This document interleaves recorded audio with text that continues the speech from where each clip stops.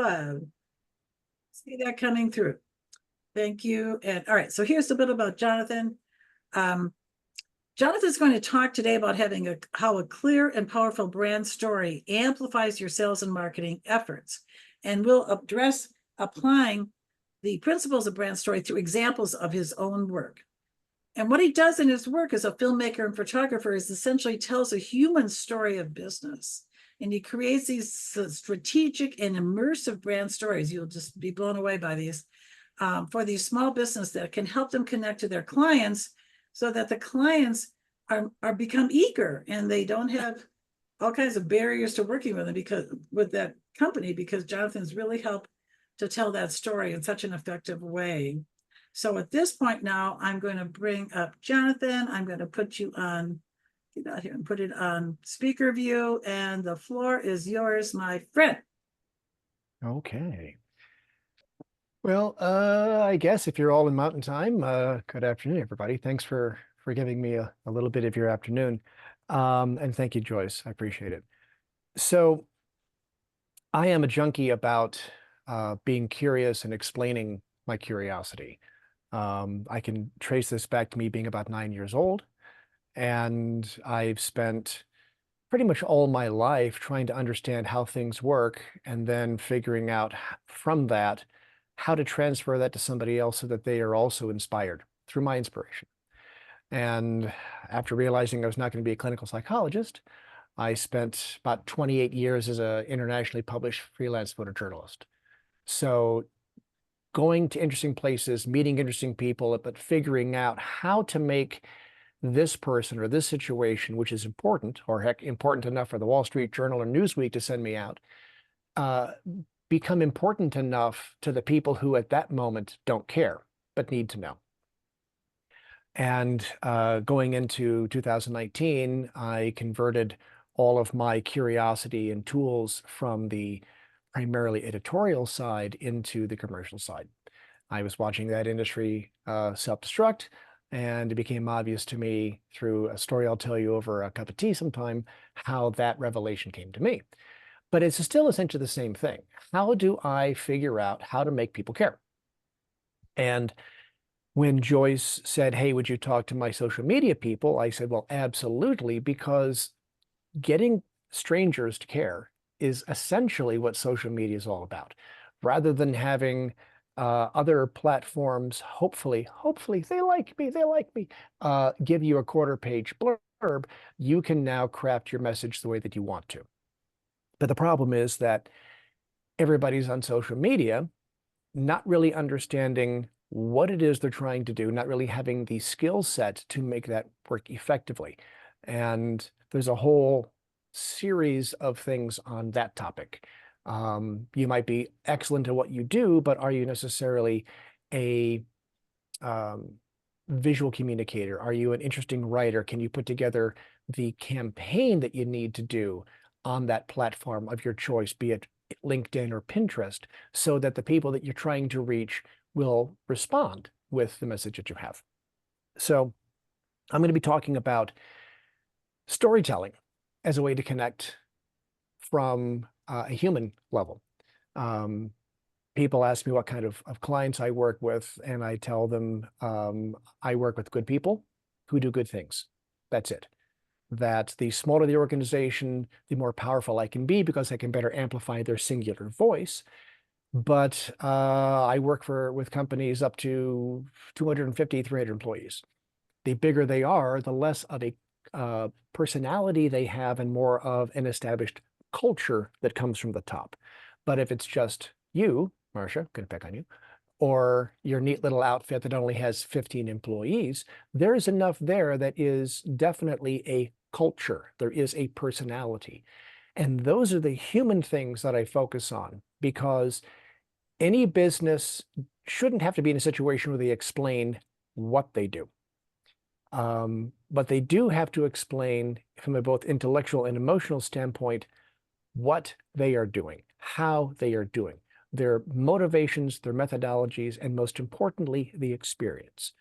Because if they know what you do and they're coming to you for a potential solution to a problem, they don't have to be sold on the ability to do it.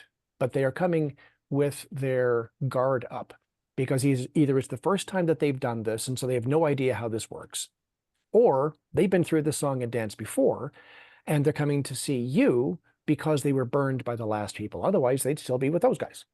Hmm. So realizing that everybody is looking at your value proposition, I hate those terms, from that perspective of doubt. So the story thing is something which gives us lots of layers to explain all of these things in a very, very short and dense manner. But at the same time, since we're talking about digital marketing, and that primarily means social media these days, everybody is being inundated and nobody believes, ideally, anything. So having a cohesive story that they can come to package it all up, to reinforce everything that they have heard, everything they've read about you, is really, really key.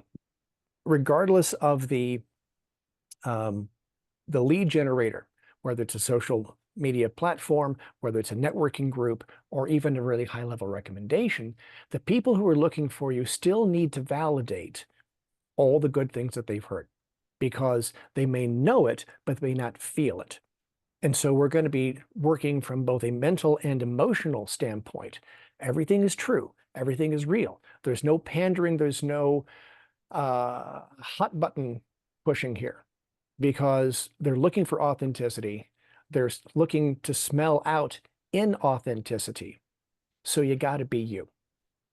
And the thing that I do is, not as a marketing person, not as a advertising person, not as a sales guru, but as a journalist. How can I tell this story? How can I connect what is ideally true to these people, my clients, and what the people who are looking for them need to know in the language that they need to know it, so that it feels like they're not being preached at. They feel like they're being brought in on a hidden little thing. So it feels like almost revelation. Oh my goodness, Marcia is wonderful. Why didn't anybody tell me about Marcia before? Pick up the phone. That's the idea. So I'm going to try to do the screen share thing. Bear with me. Nope, wrong button.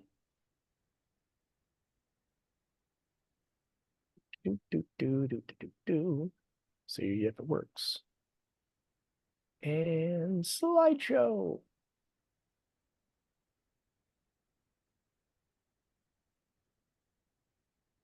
Ta-da! Everybody see that? Yep, looks good. Okay. So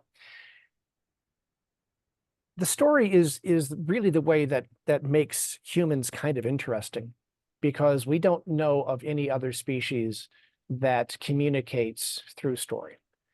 And one of the things that enables us to remember things is story. That I learned that if you're trying to tell somebody a joke that you really love and it's a good one, but you haven't said it in a long time, once you get started, you remember everything until you get to the punchline, because the punchline only works because it deviates from the story. So that's why all the epic poems were epic poems. They were mnemonic devices to tell important things. This is a very, very, very fundamental human aspect of communication. Now, how does this relate to social media? Well, if you don't just post every time the calendar turns around, you're trying to take your people on some kind of a journey. You're trying to essentially produce a number of points of interest, idea, that takes them somewhere, and through that tells them something about you. So I would love to chat with anybody offline just on how to think about the things that you post on social media as a long flowing set of story that has movements and chapters and all of this that leads them to a better understanding of you. But what I'm focusing on today is, assume we've gotten all of that. And now they're going to go and take a look at your main page on the social platform of your choice, or your web page. And for those of you who have a business and you don't have a web page, that is much more of a thing than it has been in the last number of years, because again, they're looking for more validation than just how many likes your post got. So the problem that we're all having is we're trying to find some way to stand out, not just from a potential sea of uniformity with every market being saturated and competition being there, but also cutting through the noise of the social media world. It's very, very noisy, and there's a lot of very low grade stuff out there. Telling a story, bringing them in, establishing those kinds of bits of curiosity is going to help you in your efforts to drive them to connect with you. And when they do get to your website, you have to assume that they've already been sold. They just haven't felt quite right to sign on the dotted line. That's what this is going to do. This is going to give them that inside look, and most importantly, the inside feeling on how you are. And yes, everybody's looking for attention, and that's lovely, but that's not what we're trying to do here. We're trying to not scream and yell. We're trying to, as I tend to tell people, give them a cookie from the get-go. Give them something that makes them feel that they are seen, they are respected, they are heard, and that they are important to you. So you see a lot of stuff about brand. And brand, from a small business standpoint, isn't that much different from a large business standpoint. It is, in my mind, a set of feelings, a set of recollections, an image in someone's head about that person or about that organization, so that when they think of that company, that is what comes up. You don't necessarily think about a logo. A logo is an icon to represent the brand, but it is the way that you feel about that, or how that business makes you feel. That's what the brand really, really is. And the main difference between the branding and the marketing is that marketing is a methodology to get that story out. So let's talk about building stories. And we were all in school on that fateful day where they talked about the basics of communication, that most sentences, paragraphs, stories include the when, what, why, who, how, all that stuff. And that's lovely. And I'm sure that you all use that regularly in your communications with your people. But the thing that's often missed is, so what? Why should any of these people, these tens or thousands or millions of people who are paying attention to, or ideally paying attention to what you're saying, why should they care? And that is the thing that is often missed. And I know that Joyce will bring this up in her workshops on LinkedIn, is it's not about you. It's about them. We are here to make our clients' worlds better. And yes, they make our world better by paying us, and that's really lovely, but they have a problem. And we are able to afford our lifestyles because of the way that we solve that problem. And that's why, if you want to understand how they need to understand you, you have to understand them. A great quote that I ran across is, building a presentation without taking into consideration your audience is like beginning a love letter with, to whom it may concern. Ha ha ha, ha. Right? You have to understand what they want. So I'm the greatest, we're so cool, ample parking, family run, doesn't mean anything to them. What do they want to know? And how can we let them know that we see them? So the fundamentals of trying to tell your story as a business is how you do it. Yep, really, really important. Why you do it, that gives you the ability to talk about your internal experience. and what the experience is like for them, the external experience for the business. And this last one is super important for most businesses because any person whose business is based upon the trust that they have with the client, finance, health, legal, and advice. If you are if you're telling someone you are their trusted advisor, they are not going to trust you. Anybody who says, trust me, as you know, should never be trusted. But if you tell them what the experience is like, you find a way to explain that in a almost visceral sense, then they can project themselves into that experience. And it makes it a lot easier because fundamentally it lets them know who you are and what they can expect. Because we all want to do business with people we know, like, and trust. Do they know you? Do they like you? Can they trust you? If they don't know you, they certainly can't like you. And if they don't like you, they're never going to trust you. So, always authentic, but aiming towards the clientele. And there's a fair amount of research that can be done in this, and you've probably heard about user experience and all of that, and that's a lot of what I do too, in order we can boil those things down. So here is a humorous example that I pulled up of what a lot of people throw a lot of money at, and they absolutely waste their time doing.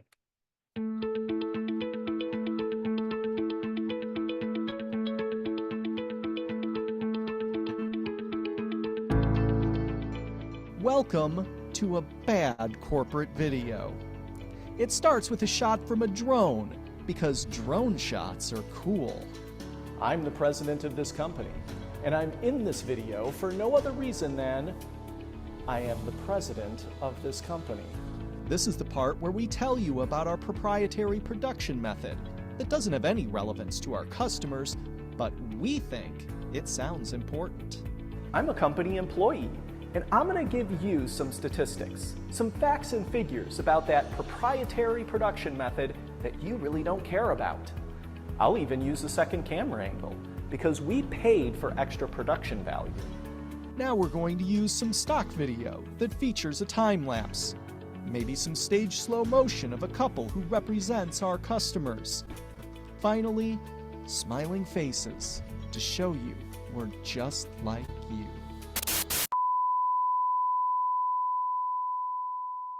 Yeah, that kind of nails it. And one of the things that's going to be very, very interesting is that as AI becomes more powerful and easier to use, we're going to be seeing more and more people trying to use the bot, if you will, to try to make them look like they know things that they don't, they have capacities that they don't, and we're going to be sniffing that out real fast. So again, authenticity. So this is an example of what people largely do who aren't really interested in telling a story. And it comes across that way, and it's hollow. We don't do that. So here's an example of my idea of telling a story about somebody that gives you an immersive experience. So many of us struggle with not feeling good enough. This is weird. This happened to me the last time when I tested this. As they say, technical difficulties. I mean, I was a There we go. potter since high school. I always did pottery, and I moved to Longmont. Was kind of no studio space to work at, and so I went to take a pottery class to use the studio space, and there was a glass blowing class. Took the glass blowing class instead, thinking it would inspire my pottery, and fell in love with it and never stopped. I was doing wood-fired pottery. I was doing a lot of stuff with the kiln. That was the part that I really liked. Now I get to work with the kiln the whole time. In glass, it's like, can't make a mistake. You have to flow through the mistake. There's no chance of going backwards, so you just have to do it right from the first time. That's what I like about it too. I get feedback right away, like we made that piece, and now I can look at it the next day and decide whether I like that, whether I should go further with that or change direction. I mean, I can kind of pick it and then further myself through each piece I make. But sometimes you make a mistake. Even the 10th time you do it, you end up going back, even though you've made it before. Oh, it's a great flow state where you're just in the moment. Nothing really else exists. You're just going. It's that dance where every step and every movement kind of matters. And so if you can do it right, it's really super energetic and fun and inspiring, and you can't look at it and it's all red and glowing.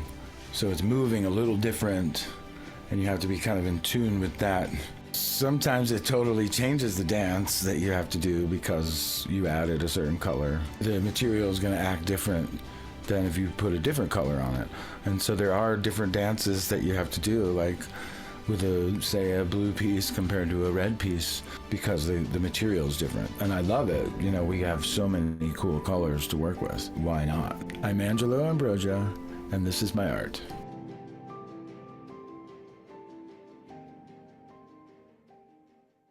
So why should somebody not just go to Walmart, Target, IKEA, and walk out with a $35 glass vase that they like? Nothing wrong with that. Why should you spend $1,700 on an original ambrosia? Well, because it's not just pretty, it's art. And understanding the artist and the way the artist thinks, the way the artist feels, is an important part of something that's not just a bit of decoration, but is something that is contemplative. That every time you look at that piece of art, you feel something, and how you feel about the artist is part of that experience.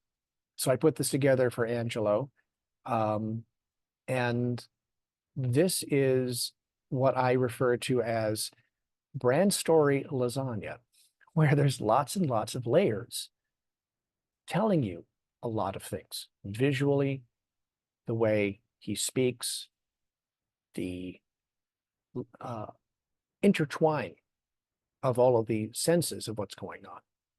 So here's another example that is also very much lasagna.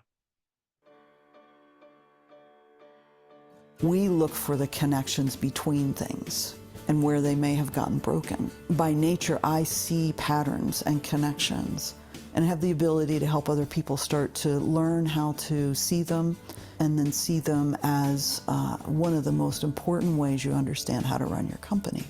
One of the really powerful things about Humankind Business Leaders is this ampersand, because my grandfather had the country store sign that said Smith's Grocery Store and gas station. Sort of jumped out at me because it connects with both and thinking, which is really something that I've worked on and perfected in the way I think about things, the way I show up.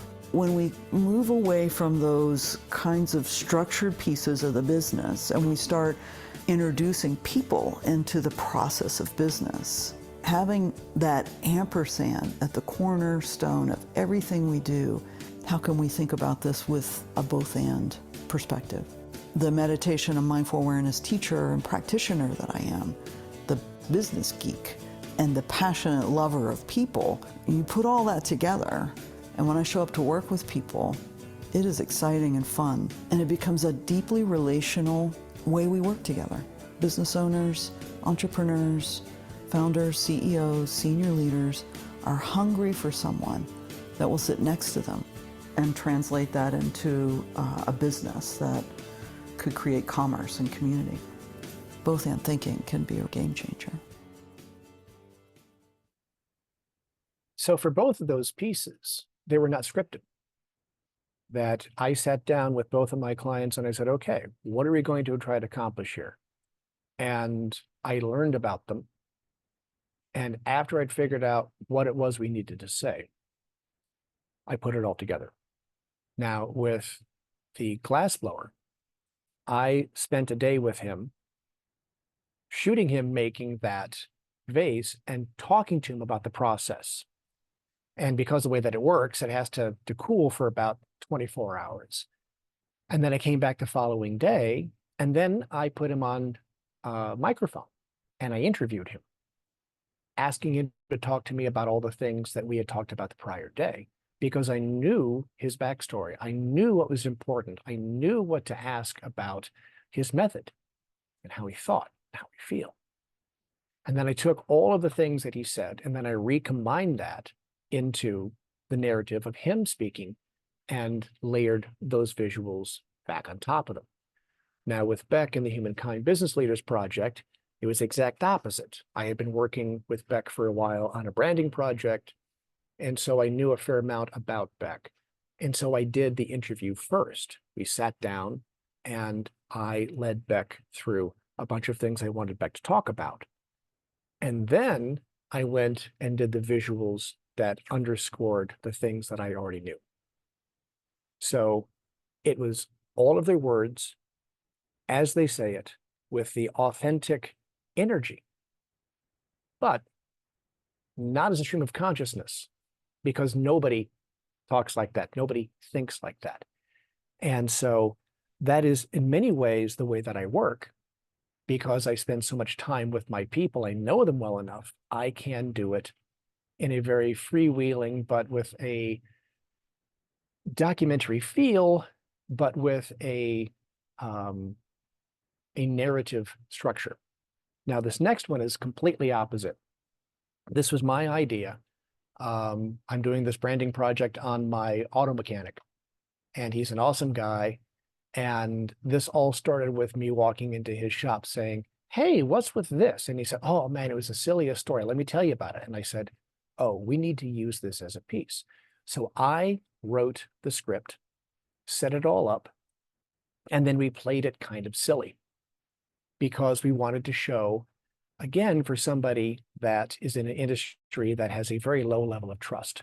And certainly if you are of a female type, you're expecting to be mistreated by anybody who's a mechanic. He's not that guy. He's the one everybody really, really wants. And we put together this, and I'm pretty happy with it.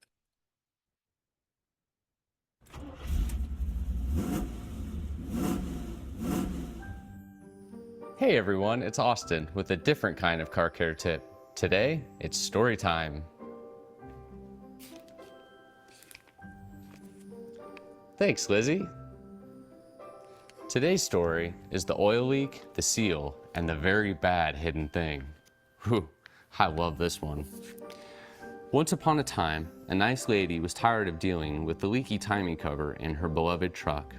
The oil kept leaking, getting all over the engine, and just wouldn't stop. Don't you hate when that happens? What was she to do? Then came in her trusty mechanic to save the day. That's me. I got to work replacing the leaking seal. But it wasn't that easy. The designers of the engine made it so that you couldn't just pull the timing cover off and replace the seal. Nope, you had to take the camshaft and several other components apart first. What? Yeah, a much bigger job and more complicated than either of us expected. I explained to her what we had to do, and she said, go forward with the project. I wanted to do her a solid and get this thing fixed and back on the road as quickly and as cheaply as possible, because it was going to be way more expensive than we initially thought. Well, then it got interesting. When I pulled the camshaft out to perform the repair, I didn't just set it aside. That's not what you do. A good mechanic should inspect every component, especially one as important as a camshaft. The camshaft was abnormally worn, possibly due to manufacturing defect. Then I really looked at it and I found what appeared to be hairline cracks forming. So it went from not good to stop right there. I called the customer and I told her what I had found. The camshaft is defective and needs to be replaced. Right here, right now. If I put that camshaft back into the engine, it was going to break, destroying the engine. It wasn't an if, but a win situation. She understood and gave me the go-ahead to continue repairs. Now I had to order the camshaft, further delaying the repair and with still additional cost, but there wasn't really another option. So, flash forward, new camshaft in, engine's now safe to drive, and she drove away, happily ever after. The moral of the story? A good mechanic pays attention to these little things that maybe you don't know about. And if there's something that needs your attention, believe them. The This is where the quality of the relationship between you and your mechanic is so critical. Your mechanic is there to look out for you, and when you pick the right one, that mechanic will save you time and money, not to mention frustration and heartbreak. I hope you enjoyed story time today. As always, I'm Austin. Happy motoring.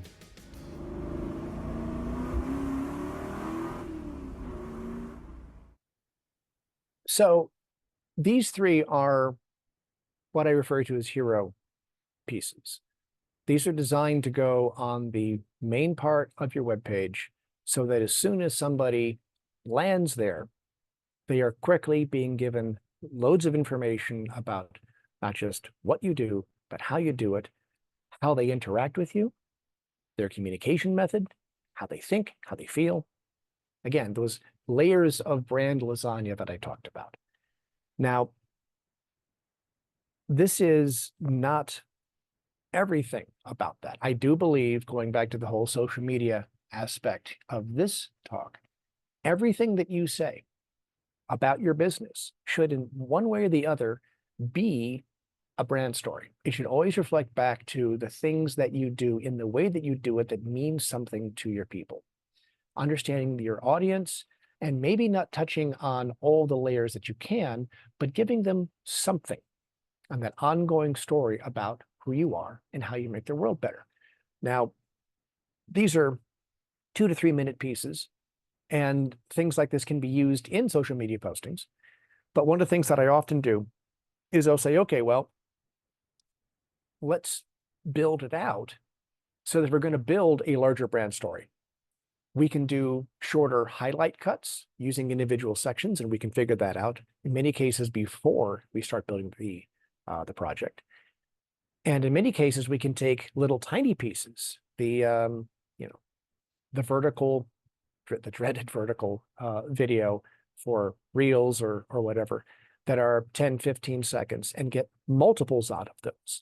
So if we go into the creation of the larger brand story with the smaller cuts in mind from the get-go, maybe add in a few extra lines, a few extra takes of things, then we get a whole heck of a lot more out of that one project than just the one thing. And that's pretty much me. And I will, as we say in the industry, shut up and answer some questions. Thanks, everybody. Get this back to gallery. Wow, that was fascinating, Jonathan. I'd seen that middle one with the lady with kind of the business consultant. I was intrigued by how you made her seem more interesting than I would think a business consultant might be. Well, you see, that's the trick, is that I have to assume that most people out there are more than good enough at what they do. The problem is they're not good at explaining it. That you don't have to be all song and dance. In fact, you probably shouldn't be. That nobody really picks a brain surgeon because he's just a wacky guy. I love his posts. No, you probably want the guy who's really, really, really good at what he does, but exudes that kind of calm that makes you say, hey, he's going to open my head. It's going to be fine. This is, again, knowing the people that you're dealing with.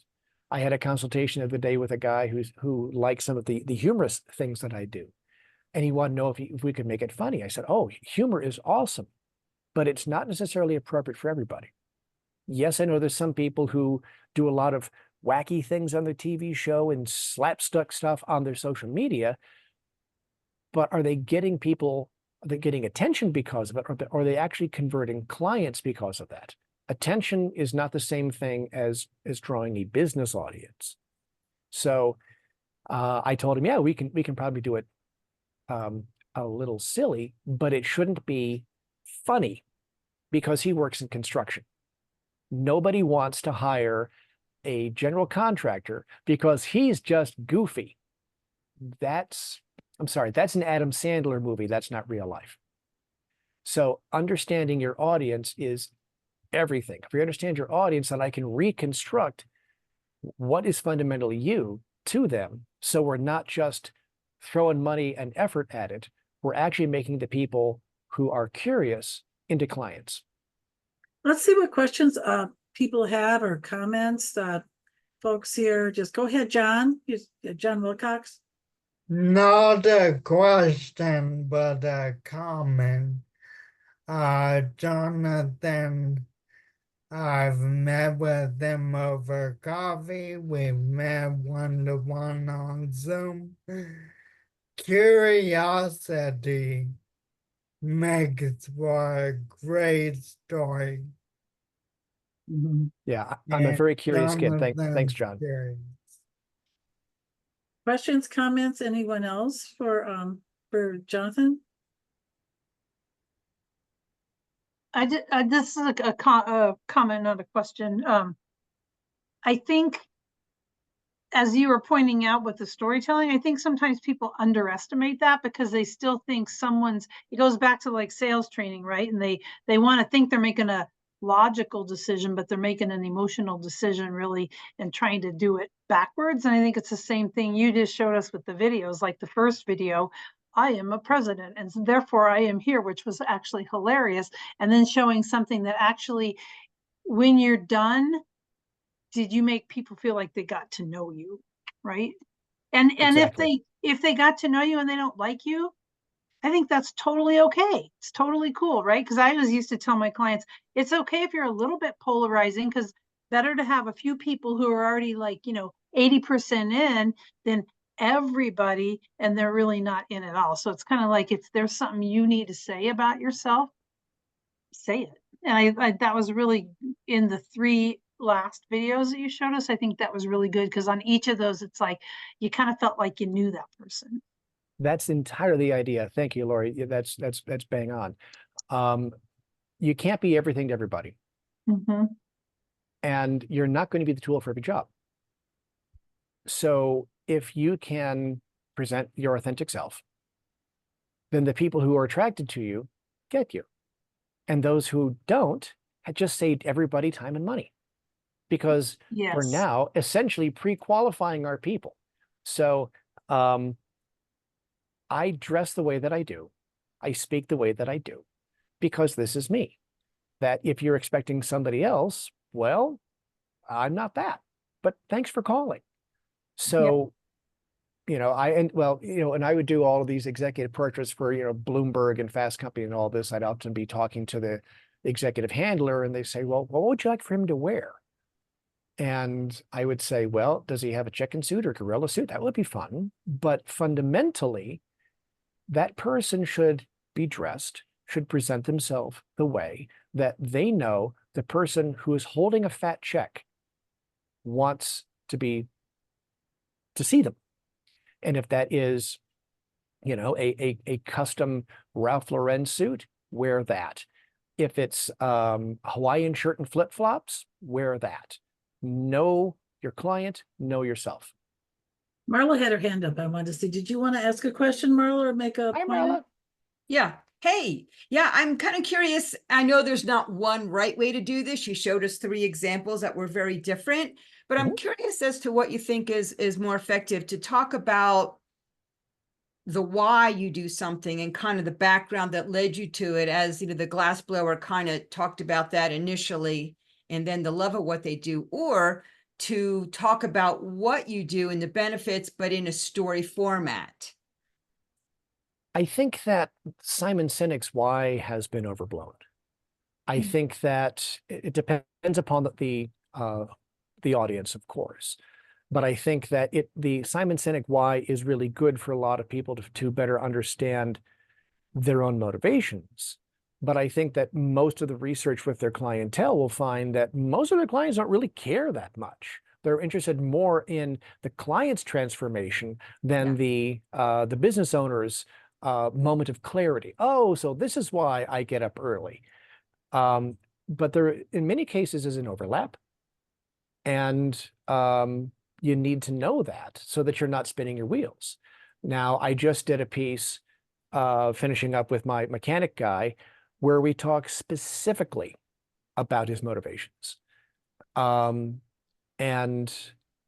that is necessary for him.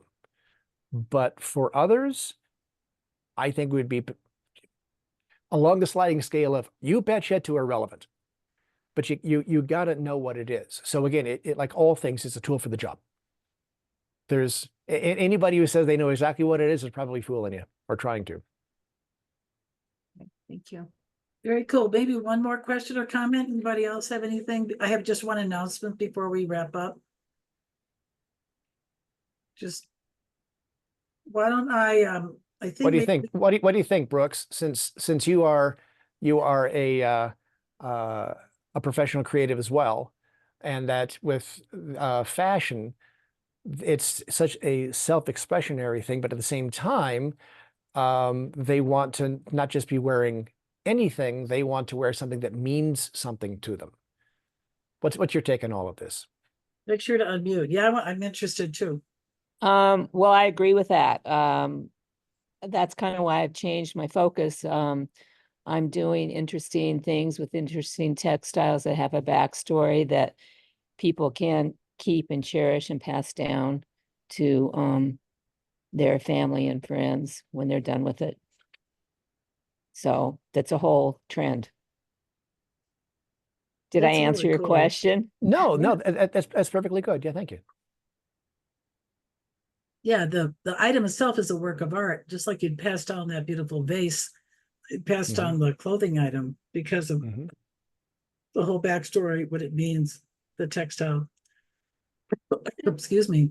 I also think she just illustrated really well what you're trying to say. Some people will really, really care about that, and some people will not care about that at all, and they want to go to H&M and pay $15 for something, right? So that's the whole point is, yeah, when you say that, like what you just said, to me, that's really intriguing. And then it's kind of like, oh, that's cool. And for the people that don't care, they're not your clients. Exactly. Right? Exactly. Yeah. My wedding dress was not a classy item like one of yours, Brooks, but I made it out of paisley cloth in 1972. It then became dress up for my daughters, and then now my granddaughter has it in her own dress up. So it has its own legacy. So I get that as that little dress that I wore all through the 70s because I don't look good in white. And I didn't want to have some stupid dress I'd only wear once. So that's my personal story. So I want to tell folks real briefly about our next month of speakers. Here, if I can get the recording. Yes. Are you ready to